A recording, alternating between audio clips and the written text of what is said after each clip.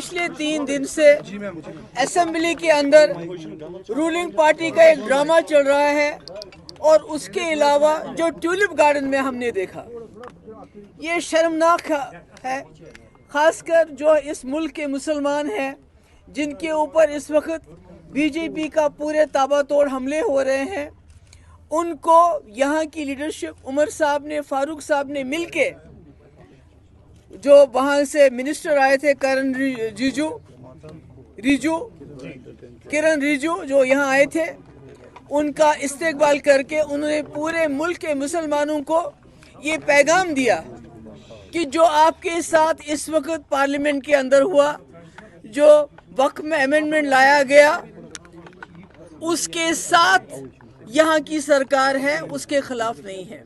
जिससे मैं समझती हूँ हमारे मुल्क के जो मुसलमान हैं उनकी हिम्मत ऑलरेडी जो टूट चुकी है, जो एलिनेटेड फील करते हैं, जो मुसीबत में फील करते हैं, मुझे लगता है उनके लिए ये बहुत ही बुरा पैगाम था जो यहाँ से चला गया। और असेंबली में हम ड्रामा देख रहे हैं कि रूलिंग पार्टी के लोग शोर मचाते हैं, और इस शोर मचाने की और भी एक वजह है, क्योंकि लेफ्टिनेंट गवर्नर साहब ने 3 बिल क्लियर किए थे। एक तो जो डेली वेजेस को रेगुलराइजेशन का, जो बेचारे सालों साल से बिना तनख्वाह के बहुत थोड़ी रकम पे काम कर रहे हैं, वो बिल क्लियर था।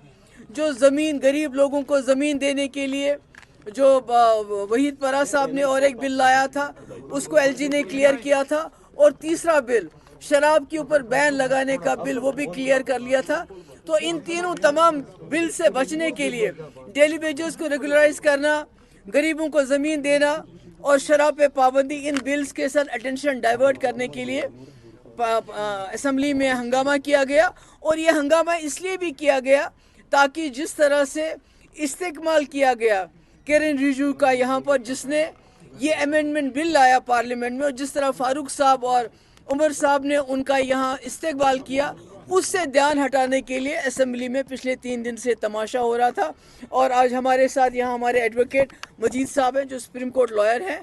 तो आने वाले 1-2 दिन के अंदर इंशाल्लाह हम भी इस जो वक्त बिल पे अमेंडमेंट लाया गया उसको चैलेंज करेंगे। देखिए, ये तो कोई नई बात नहीं है जो हो रहा है। यहाँ सैटेलाइट टाउन्स बन रहे हैं, उमर साहब उस पर खामोश है, लाखों कनाल ज़मीन दी जा रही है। किसके लिए दी जा रही है?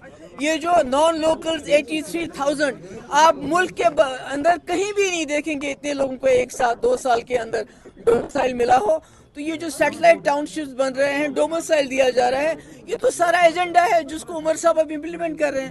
Why not the Muslims taken on board before bringing in this amendment?